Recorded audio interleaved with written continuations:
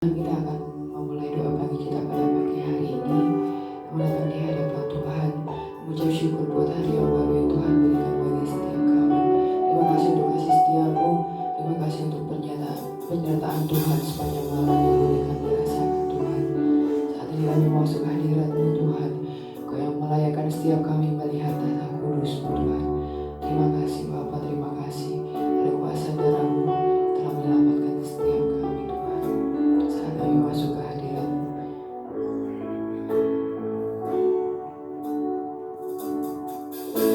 saat ku masuk ke hadirat-Mu, bawa persembahan ke tempat kudus.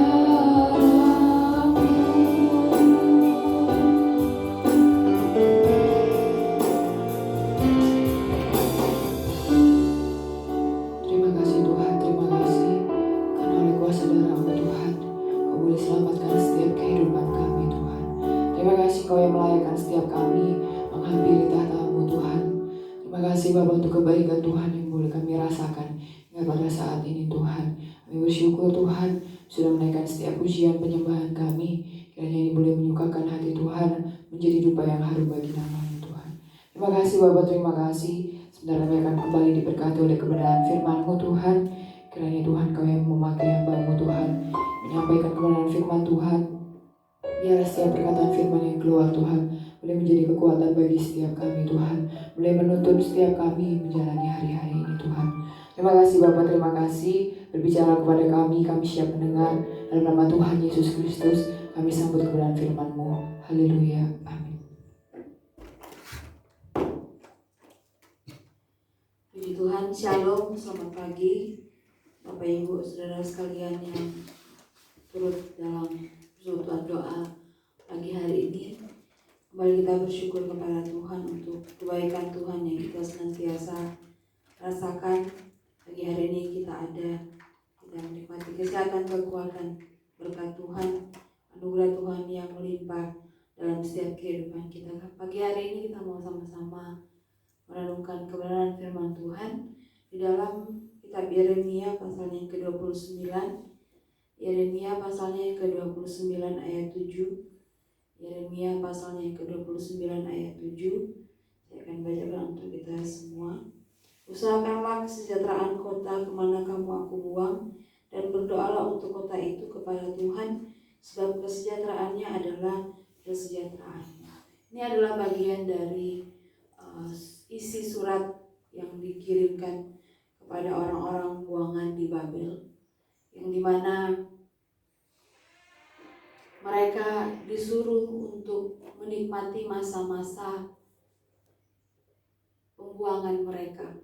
Jadi dalam kurun waktu kurang lebih 70 tahun di sana, dengan isi surat yang ada mengajak mereka atau menyuruh mereka untuk mereka menikmati masa-masa pembuangan tersebut. Kalau kita melihat di ayat yang pertama di sana dikatakan, beginilah bunyi surat yang dikirim oleh Nabi Yeremia dari Yerusalem kepada tua-tua di antara orang buangan, kepada imam-imam, kepada nabi-nabi, dan kepada seluruh rakyat yang telah diangkut ke dalam pembuangan oleh Nebukadnezar dari Yerusalem ke Babel. Ada begitu banyak rincian di dalam surat tersebut yang intinya mereka mengusahakan kesejahteraan di mana mereka berada. Kita melihat di ayat yang keempat, beginilah firman Tuhan semesta alam Allah Israel kepada semua orang buangan yang diangkut ke dalam pembuangan dari Yerusalem ke Babel. Dirikanlah rumah untuk kamu diami, buatlah kebun untuk kamu nikmati hasilnya. Ambillah istri untuk memperanakan anak laki-laki dan perempuan.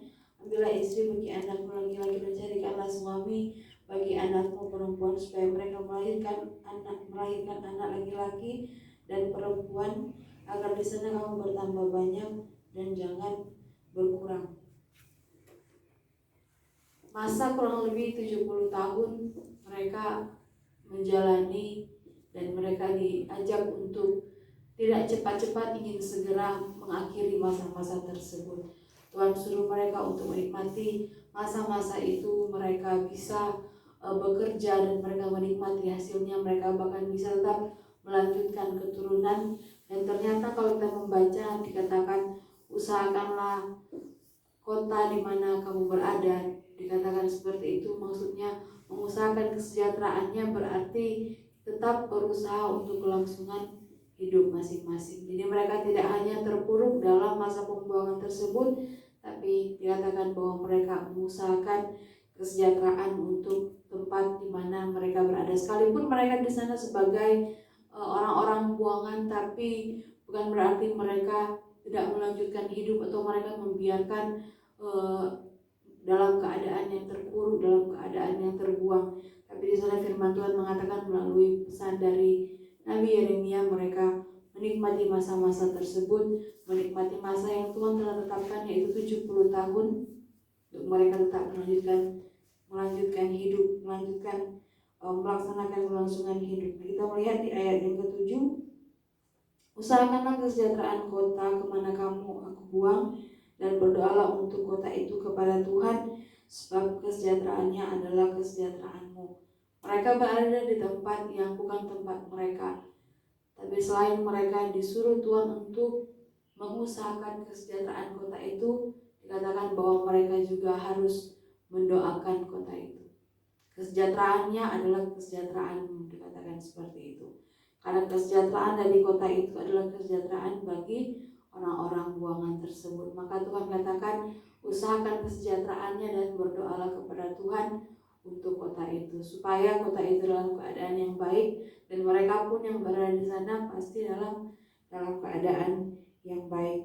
Sungguh beginilah firman Tuhan semesta alam Allah Israel, janganlah kamu diperdayakan oleh nabi-nabimu yang ada di tengah-tengahmu dan oleh juru-juru tenungmu, dan janganlah kamu dengarkan mimpi-mimpi yang mereka mimpikan, sebab mereka bernubuat palsu kepadamu demi namaku. Aku tidak mengutus mereka. Demikianlah firman Tuhan. Jadi di sana mereka masih berhadapan dengan orang-orang yang seakan-akan menyampaikan firman Tuhan bahwa mereka akan segera dibebaskan. Tapi mereka diingatkan, sekalipun mereka mungkin sedang mengalami masa penghukuman, tapi mereka masih tetap diperhatikan Tuhan. Diingatkan jangan terbuai dengan perkataan-perkataan orang-orang yang seakan-akan menubuatkan pesan Tuhan bahwa mereka akan segera dibebaskan. Padahal waktu masih panjang, maka mereka disuruh untuk tetap melanjutkan kehidupannya, tetap melaksanakan segala sesuatu untuk kelangsungan hidup di tempat pembuangan. Nah, ternyata mereka berhadapan dengan orang-orang seperti itu, maka mereka perlu diingatkan Tuhan bahwa jangan mendengarkan perkataan nabi-nabi palsu tersebut. Kita melihat selanjutnya di ayat yang ke-10, sebab beginilah firman Tuhan, apabila telah genap 70 tahun bagi Babel, barulah aku memperhatikan kamu. Aku akan menepati janjiku itu kepadamu dengan mengembalikan kamu ke tempat itu. Ada waktu yang Tuhan telah tetapkan untuk mereka di tempat pembuangan di Babel, yaitu selama 70 tahun. Itu sudah Tuhan tetapkan bagi mereka. Artinya selama itu pun mereka akan tetap berada di sana, dan maka perlu untuk Tuhan ingatkan bahwa mereka tetap melanjutkan kehidupan di sana, tetap melanjutkan dan melaksanakan segala sesuatu, mengupayakan segala sesuatu untuk kelangsungan hidup. Ayat yang ke-11, sebab aku ini mengetahui rancangan-rancangan apa yang ada padaku mengenai kamu, demikianlah firman Tuhan, yaitu rancangan damai sejahtera dan bukan rancangan kecelakaan, untuk memberikan kepadamu hari depan yang penuh harapan. Ayat ini adalah ayat yang cukup familiar atau sering menjadi ayat yang menjadi tema atau menjadi ayat yang cukup terkenal.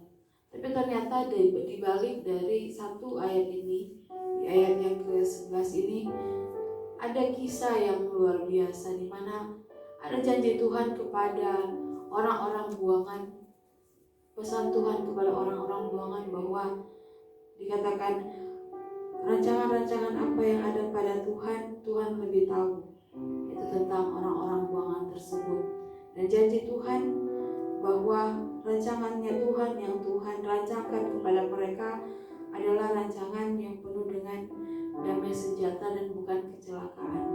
Di dalam tempat pembuangan mereka diberikan suatu janji bahwa apa yang sedang mereka alami adalah bagian dari rencana Tuhan yang indah untuk masa depan mereka. Sehingga ketika kita membaca ayat ini bahwa rancanganku bukan rancanganmu, rancanganku adalah damai sejahtera dan bukan kecelakaan, kita tahu bahwa pesan ini adalah untuk mereka yang sedang di dalam masa-masa kesesakan, untuk mereka yang sedang berada di tempat yang mereka tidak inginkan, tapi mereka disuruh untuk menikmati masa-masa tersebut. Diberikan janji bahwa Tuhan merancangkan rancangan yang penuh dengan damai sejahtera dan bukan rancangan kecelakaan, untuk memberikan kepadamu suatu hari depan yang penuh dengan pengharapan. Betapa Tuhan memperhatikan mereka, sekalipun mereka pun menjadi seperti itu karena kesalahan sendiri, tapi Tuhan tetap memulihkan mereka. Tuhan tak berjanji bahwa akan ada saatnya Tuhan akan memulihkan keadaan mereka, Tuhan akan memberikan suatu hari depan yang penuh dengan pengharapan. Tapi Tuhan minta adalah supaya mereka bersabar. Tuhan minta supaya mereka bersabar, menikmati masa-masa tersebut, tetap berusaha, tetap berjuang, tetap berupaya untuk kelangsungan kehidupan mereka di sana. Ayat 12, dan apabila kamu berseru dan datang untuk berdoa kepadaku, maka aku akan mendengarkan kamu. Apabila kamu mencari aku, kamu akan menemukan aku. Apabila kamu menanyakan aku dengan segenap hatimu. Yang Tuhan minta kepada mereka adalah mereka benar-benar datang kepada Tuhan, datang mencari Tuhan dengan segenap hati. Mereka terhukum di sana, tapi Tuhan berikan kesempatan mereka untuk mau memulihkan mereka sesuai dengan waktu yang Tuhan telah tentukan. Yang Tuhan minta adalah mereka bersabar dan mereka benar-benar bertobat dan mencari Tuhan dengan segenap hati. Tuhan janji bahwa mereka akan dikembalikan ke tempat asalnya. Mereka akan dikembalikan kepada keadaan yang semula, tapi Tuhan minta mereka menjadi orang-orang yang benar-benar hatinya telah terbawa kembali kepada Tuhan.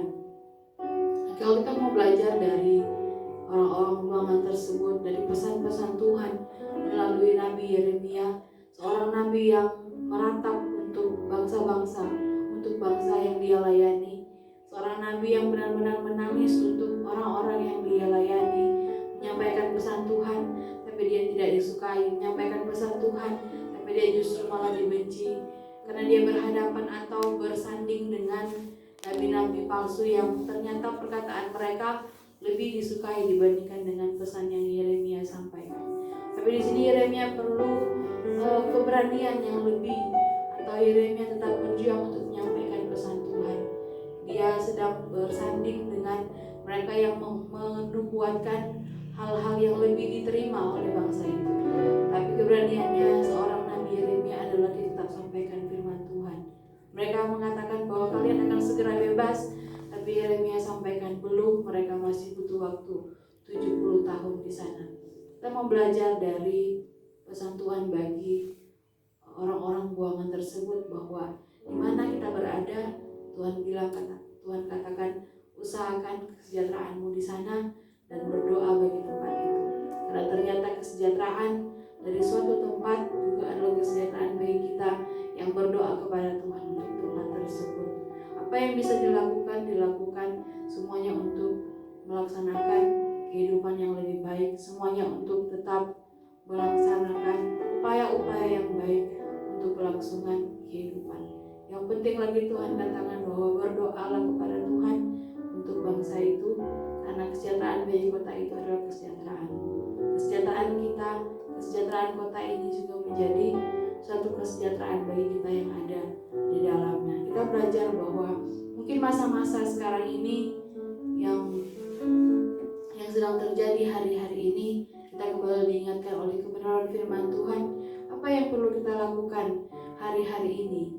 Apa yang kita perlu lakukan untuk masa-masa seperti ini? Tuhan katakan bahwa tetaplah berjuang, tetaplah mengupayakan hal-hal yang baik untuk kebaikan kita, dan juga jangan lupa berdoa bagi tempat ini, karena semua yang terjadi yang baik di tempat ini menjadi suatu kebaikan bagi kita yang ada di dalamnya. Tuhan katakan adalah tetap berjuang, tetap berusaha, dan berdoa. Penting sekali menjadi satu prinsip dalam hidup, kita berjuang dan juga berdoa kepada Tuhan, dan kita mengusahakan hal-hal yang baik, maka janji Tuhan pasti akan tergenapi bagi kehidupan kita. Sama seperti yang Tuhan janjikan kepada orang-orang buangan tersebut, bahwa rancangan Tuhan dalam kehidupan mereka adalah rancangan yang penuh dengan damai sejahtera untuk hari depan yang penuh pengharapan. Demikian juga dalam setiap kehidupan kita, rancangan Tuhan menjadi suatu rancangan yang baik, yang terindah buat setiap kita. Puji nama Tuhan. Saya ingin kita bersama-sama menyanyikan sebuah pujian. Kita mau sama-sama berdoa untuk bangsa kita, untuk tempat ini. Bagi bangsa ini kami berdiri dan membawa doa.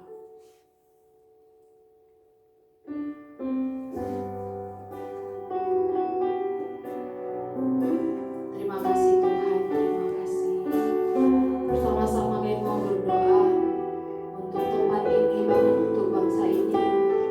Kami tahu Engkau Allah yang menyediakan sesuatu yang besar Tuhan.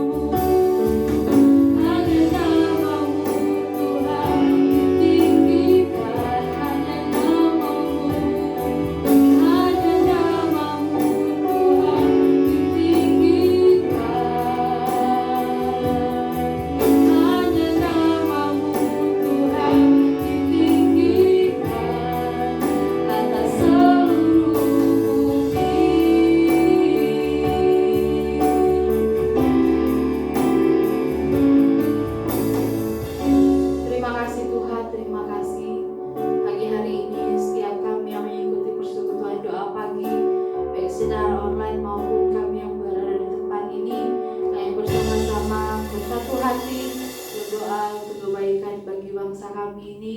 Kami percaya Engkau Allah menyediakan sesuatu yang besar untuk kebaikan bagi bangsa kami. Terpujilah nama-Mu Tuhan, biar firman Tuhan yang baru saja kami belajar bersama-sama, kami memperoleh suatu kekuatan, memperoleh suatu pelajaran bahwa Engkau Allah yang mau supaya kami bersabar ketika kami mengalami suatu hal yang tidak kami